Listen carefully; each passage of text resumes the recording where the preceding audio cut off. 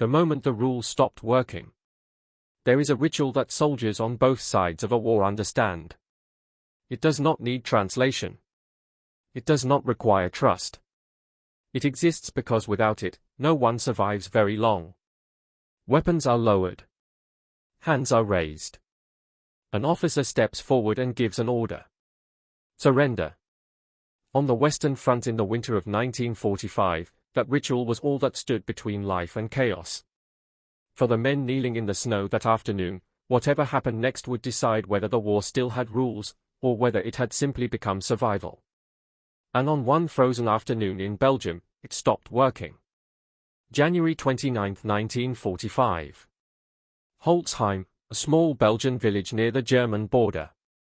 The fighting had already passed through once. Houses were damaged. Fields were frozen solid. Snow lay in uneven drifts along stone walls and farmyards. For the Allied soldiers moving through the village, this was not a dramatic moment in history. It was another cold day in a war that refused to end quietly. Earlier that afternoon, American paratroopers from Company C had cleared Holtzheim house by house. The resistance was scattered, uneven, desperate. By mid-afternoon, around 80 German soldiers had surrendered. They were disarmed. They were gathered in the yard of a farmhouse. 4 American guards were assigned to watch them. It was not ideal. But nothing in January 1945 was ideal. The company was under strength. Men were exhausted. There were still pockets of resistance elsewhere in the village. The prisoners waited in the snow. And then something went wrong. A German patrol approached the farmhouse from the far side of the village. They wore white camouflage smocks, blending easily into the snow. At a distance, in the confusion of winter fighting, they did not immediately appear out of place. By the time the danger was recognized, it was too late. The 4 American guards were overwhelmed. Disarmed. Forced to their knees. The prisoners were freed. Weapons were pulled from the pile on the ground. Rifles were passed out. Orders were given quickly, efficiently. Within minutes, nearly 90 German soldiers were standing armed in the farmyard. They knew what they intended to do. Company C was spread throughout Holtzheim, clearing buildings, moving cautiously from street to street. An attack from the rear would be devastating. This was no longer a matter of escape. It was an ambush waiting to happen. At approximately 2:47 p.m., a single American soldier walked around the corner of the farmhouse. He was not charging. He was not running. He was doing what senior non-commissioned officers do in war. Checking. First Sergeant Leonard Funk took 2 steps forward, and stopped. In front of him stood nearly 90 German soldiers. Some already holding weapons. Others still picking them up. His 4 men were on their knees in the snow, hands behind their heads. A soldier standing beside Funk would later be killed within seconds. From where the German officer stood, there was no scenario in which this American survived the next minute. For a brief moment, no one moved. Then a German officer stepped forward. He was young. His uniform was neat despite the conditions. His authority, at least until seconds earlier, had been unquestioned. He raised his MP-40 submachine gun and pressed it into Funk's stomach. He shouted an order in German. Surrender. Funk did not respond. Not because he refused. Because he did not understand. He did not speak German. None of the Americans present did. The officer shouted again. Louder this time. His face reddened with frustration. From the officer's perspective, this should have been straightforward. A lone American. Outnumbered. Surrounded. A weapon pressed into his body. This was how the ritual worked. The American was supposed to comply. Instead, Leonard Funk laughed.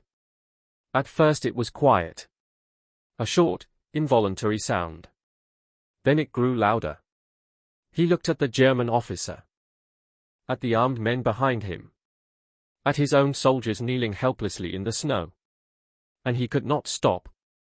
Men who had served with Funk would later say the same thing about him, not that he was fearless, but that he reacted differently when pressure stripped everything else away. The sound cut through the farmyard in a way no shouted order ever could. For a moment, the ritual froze. The German officer hesitated. This was not part of the script. What happened next would take less than 60 seconds.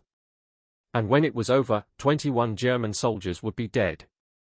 But the violence was not the beginning of the story. The breakdown was not a hero, just reliable. When people later tried to explain what Leonard Funk did at Holtzheim, they often reached for the wrong words. Brave. Fearless. Reckless. None of them quite fit. Those who served with him did not remember speeches or grand gestures. They remembered something else. That when things became disordered, when plans dissolved and fear crept in, Funk became steadier, not louder.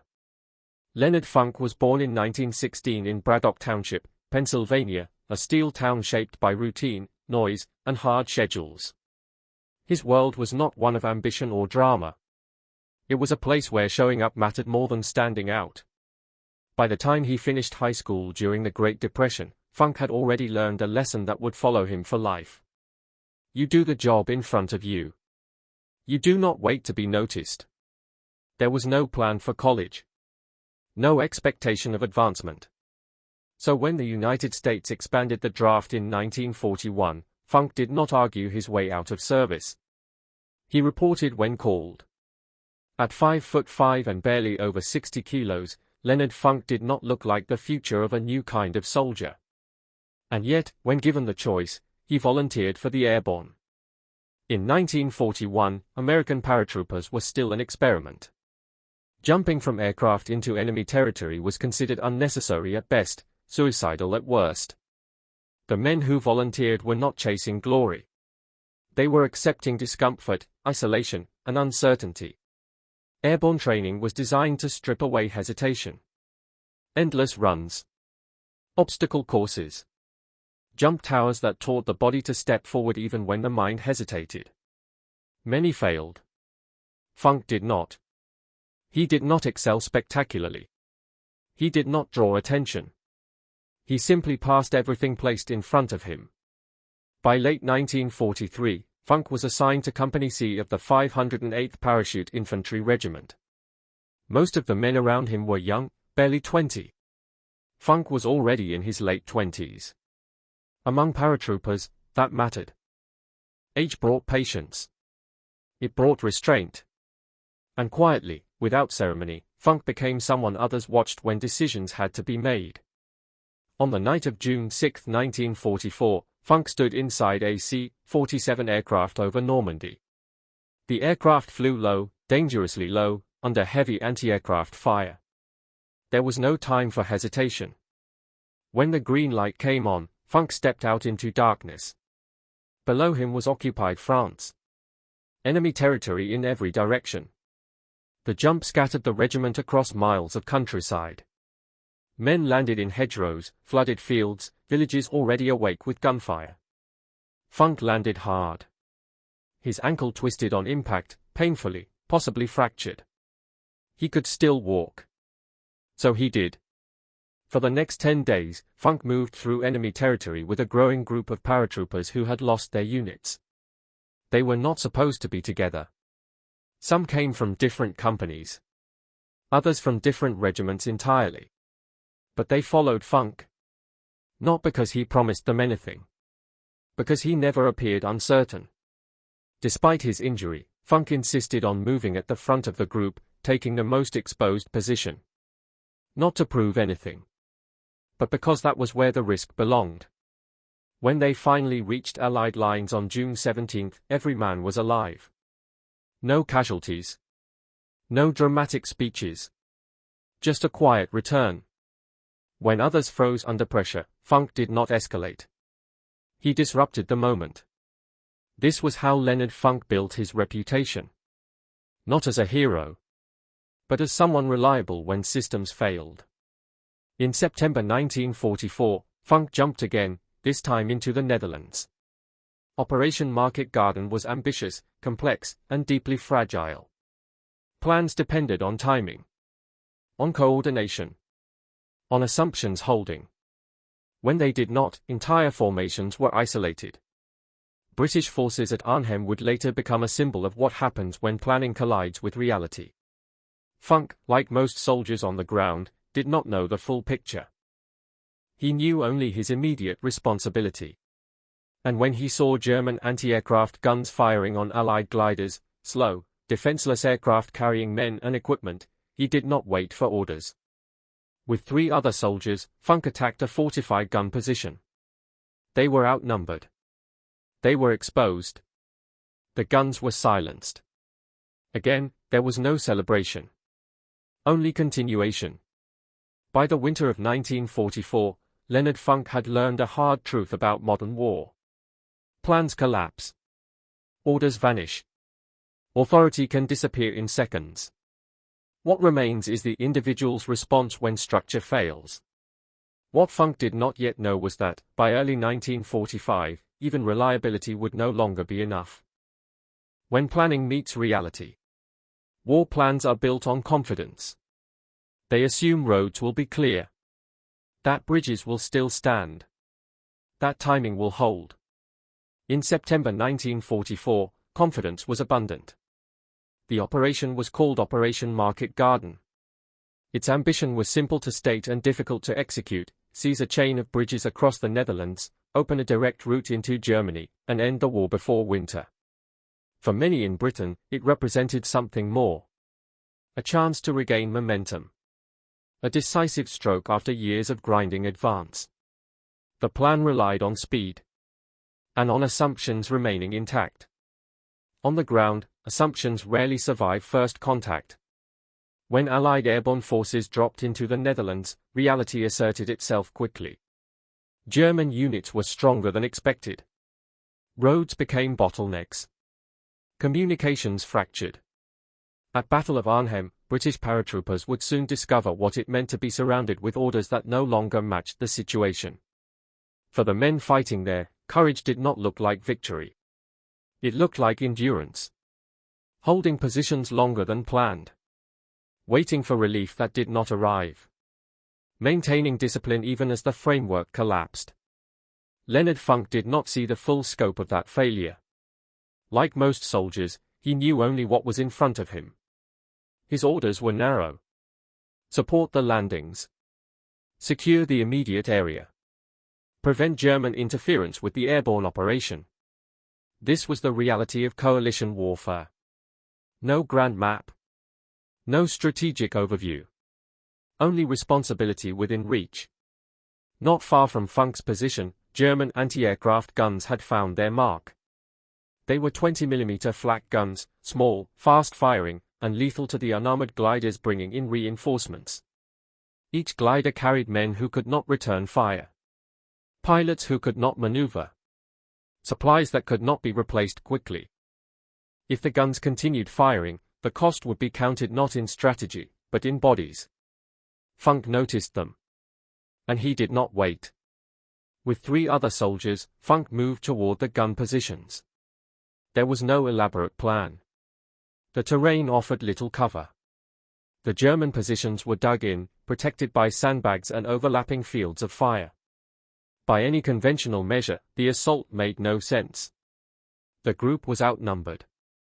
They were exposed. They did not have heavy weapons. But they had time, briefly. And time, in airborne operations, was often the rarest resource. What followed did not resemble heroics. There were no speeches. No dramatic pauses. Just movement, noise, and confusion. The German crews were taken by surprise. The guns were silenced one by one. When it was over, the firing stopped. The gliders continued to land. Men who would have died in open fields stepped onto Dutch soil instead.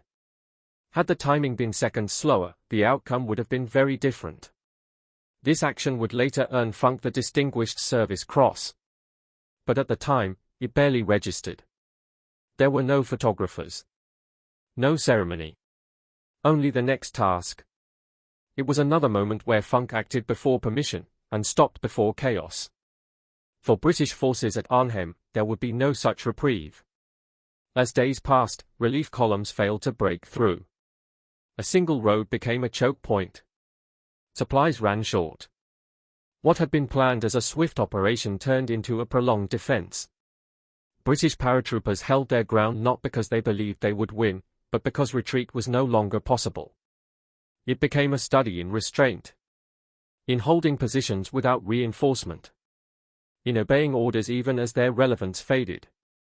In maintaining cohesion when outcome was no longer within their control. For Leonard Funk, Market Garden reinforced a quieter lesson. Plans are fragile. Orders depend on circumstances that can vanish without warning. When that happens, survival does not come from brilliance. It comes from judgment. From knowing when to act without permission. And when to stop before chaos spreads further. By the time winter settled over the Ardennes, Funk had absorbed that lesson fully. He had seen how quickly confidence could collapse. How discipline could either hold a unit together, or disappear entirely. The war was not ending cleanly. By the time winter closed in, the rules he had relied on were no longer bending, they were failing. When the rules begin to fail. By December 1944, the war in Western Europe had changed its character. The front lines were thinner. The weather was harsher. And the margin for error had all but vanished. What had once been governed by procedure and expectation was now shaped by exhaustion. Then came the German counteroffensive in the Ardennes. The battle would later be known as Battle of the Bulge. For the men on the ground, it was not a grand maneuver. It was confusion, cold, and sudden violence. Snow filled the forests. Temperatures dropped well below freezing. Vehicles failed. Weapons jammed. Men froze where they stood. Entire units were hit before they understood what was happening. The German advance cut deep into Allied lines. Some formations collapsed under the shock. Others fell back in disorder. In places, surrender seemed the only rational choice. For decades, there had been an unspoken understanding on the Western Front. If the situation was hopeless, men surrendered. Prisoners were taken. The war, brutal as it was, still followed certain limits. That understanding would not survive the Ardennes. On December 17, 1944, near a crossroads outside the Belgian town of Normandy, a group of American soldiers from the 285th Field Artillery Observation Battalion were captured. They were not frontline infantry. They were observers, radio operators, drivers. After a brief skirmish, they surrendered. They were disarmed. They were assembled in a snow-covered field. And then, without warning, they were shot. Machine guns opened fire. Men fell where they stood. Those who tried to run were cut down. Those who lay wounded were finished at close range. 84 American soldiers were killed. The event would become known as the Normandy Massacre. News of Normandy spread quickly through Allied units. Not through official briefings. Through survivors. Through fragments of testimony passed quietly between soldiers. The effect was immediate and profound. It was not rage that followed. It was recalibration. The assumption that surrender guaranteed survival no longer held. The ritual had failed. For men like Funk, this was no longer a story from elsewhere. It was a warning. For many Allied soldiers, this produced an uncomfortable question. If the rules no longer protected you, what did discipline mean? Was restraint still rational? Or was it now a liability? Different units answered differently. Some hardened. Some became cautious to the point of paralysis. Others carried on as before, but with something altered beneath the surface. Leonard Funk was with his company in the Ardennes when the news reached them. He did not speak about it. He did not need to. Those who had survived Normandy and the Netherlands understood what it meant. A boundary had been crossed. From that point forward, decisions would carry heavier consequences. Funk had already learned that plans could collapse without warning. Market Garden had taught him that. The Ardennes taught something more unsettling. That the framework itself, the expectation of how enemies behaved, could disappear entirely. In such an environment, Hesitation could be fatal. So could impulse. What remained was judgment. The ability to recognize the moment when restraint no longer served its purpose, and when escalation would destroy everything around you. Winter tightened its grip on the front. Villages changed hands repeatedly. Men slept in foxholes carved into frozen earth. The war narrowed to immediate choices. Who to trust. When to move. When to wait, and when not to comply. By January 1945, the German offensive had stalled. The Allies began to push back. But the tone of the fighting did not revert. Something had shifted permanently. The rules had not vanished overnight. They had thinned. They bent more easily. And in some moments, they failed altogether. Leonard Funk carried that understanding with him as his unit moved forward. It was not written down. It was not discussed. But it would shape the next decision he made. A decision that would take place in a small Belgian village. On a cold afternoon. When surrender was demanded. The next time surrender was demanded of him, Funk would already know what it meant, and what it no longer did. Holtzheim, the breakdown. Holtzheim was not meant to be memorable. It was a small Belgian village. A handful of stone houses. Farmyards bordered by frozen fields. By January 1945, places like this changed hands without ceremony. Clear the buildings. Collect the prisoners. Move on. That was the plan. Company C reached Holtzheim under strength. Men were tired. Some were inexperienced replacements. Others had been fighting continuously since Normandy. Earlier that day, resistance in the village had collapsed unevenly.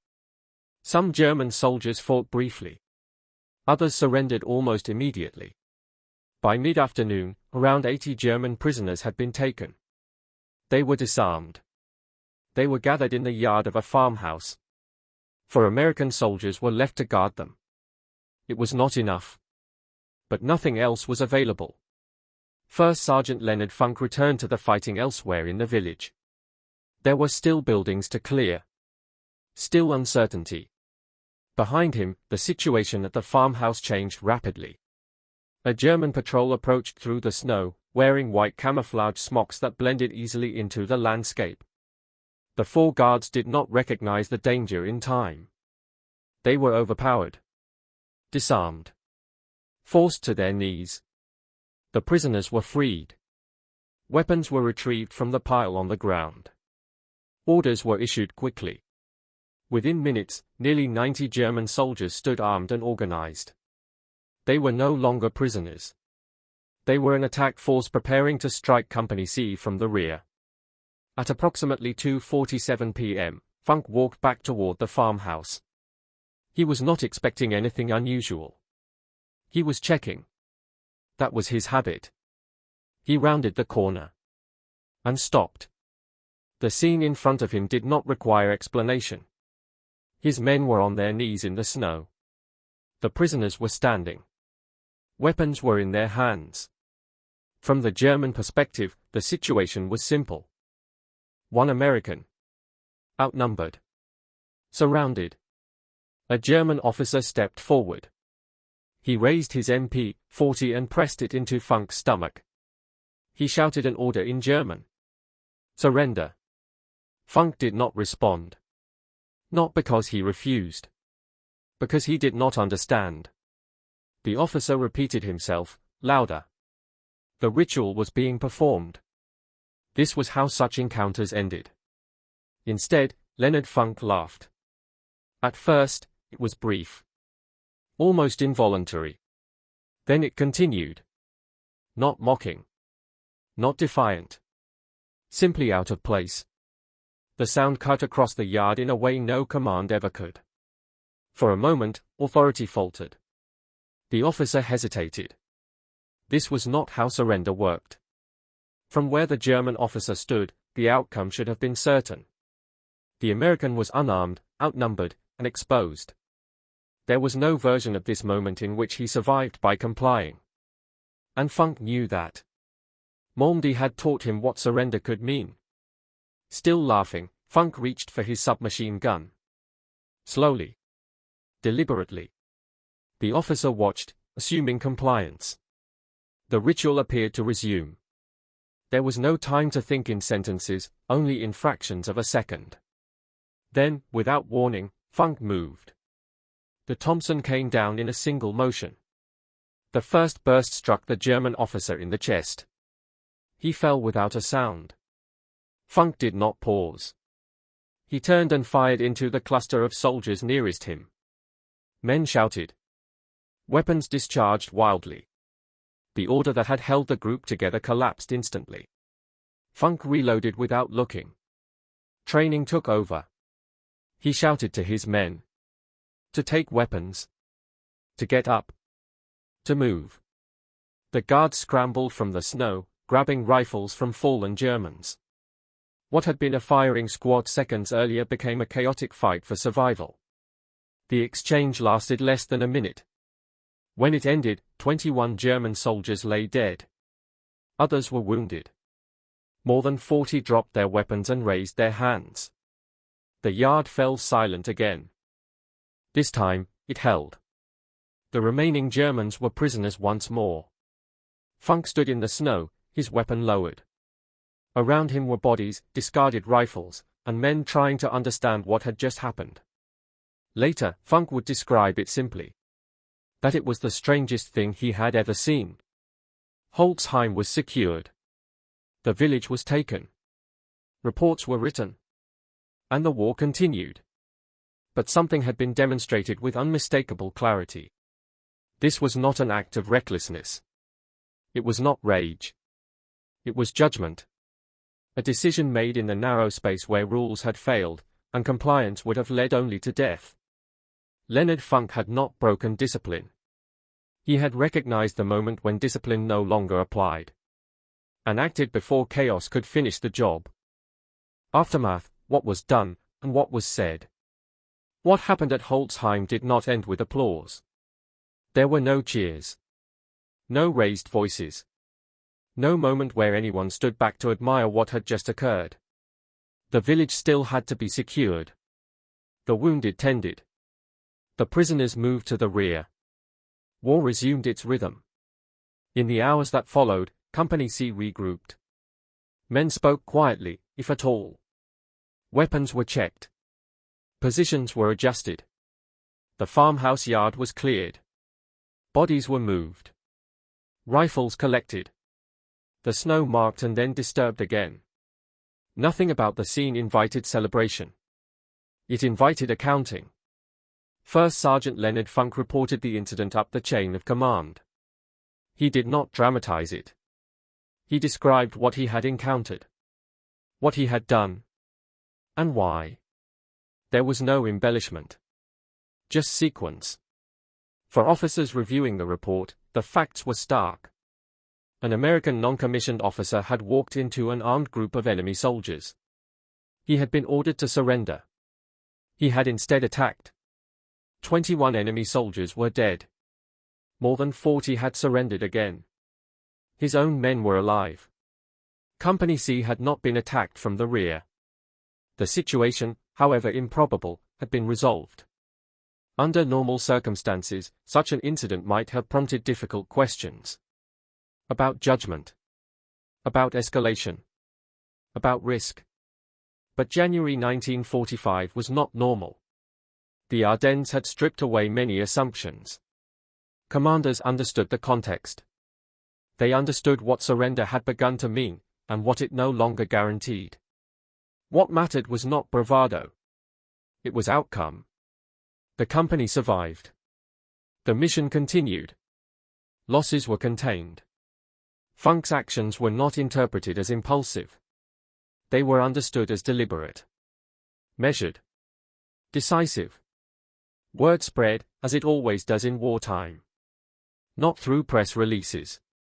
Through mess tents. Through brief exchanges between men who had seen enough to recognize significance when it appeared. Outside the unit, this would later be called a heroic stand. Inside it, it was treated as a necessary correction. There was no myth-making at first. Only recognition. that someone had acted at the precise moment when hesitation would have been fatal. Within days, recommendations began to move upward. Not from Funk himself. From those above him. The language was restrained. Factual. Unadorned.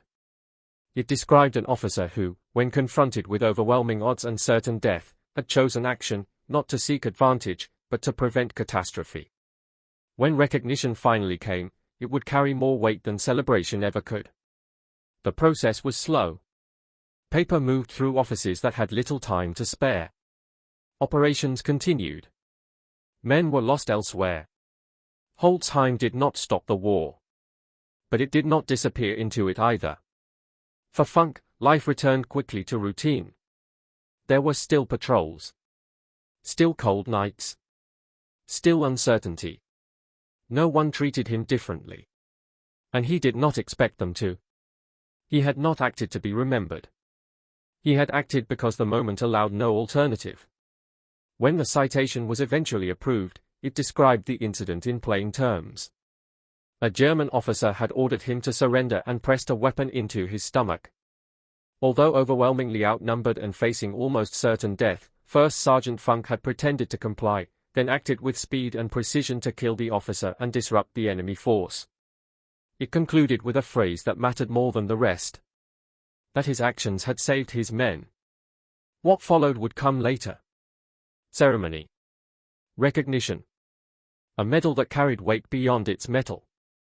But at Holtzheim, in January 1945, none of that was visible. There was only the immediate truth.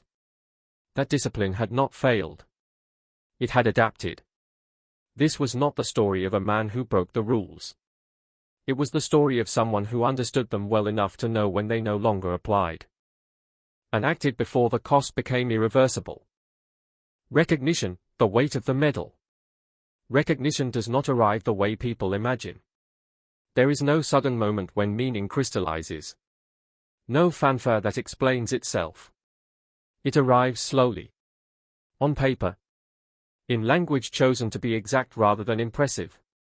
By late summer 1945, the war in Europe was over. Units were returning home. Paperwork caught up with events that had moved too quickly for records to follow. Among those documents was a recommendation that had begun months earlier, in a Belgian village few outside the regiment could place on a map. The citation did not describe courage in abstract terms. It described sequence. A German officer ordering surrender. A weapon pressed into a man's stomach. An overwhelming numerical disadvantage. And a decision made without spectacle. When the award was approved, it carried a familiar name, Medal of Honor. In the American system, there is nothing higher. But the language surrounding it was careful. It did not glorify violence. It did not celebrate destruction. It noted that lives had been saved. That catastrophe had been prevented. The presentation took place on September 5, 1945, at the White House. The president was Harry S. Truman. He had authorized the final stages of the war. He carried the burden of decisions that reshaped the world. As he placed the medal around Leonard Funk's neck, he paused. And then he said something unexpected. That he would rather have that medal than be President of the United States. For Funk, the moment passed as quietly as it arrived. The remark has been repeated often since. Sometimes as sentiment. Sometimes as ceremony. But its meaning lay elsewhere. It was not a comment on status. It was an acknowledgement of cost. For those who had seen what the medal represented, its weight was not symbolic. It was cumulative. Normandy. The Netherlands. The Ardennes. Holtzheim. Each was present, whether named or not.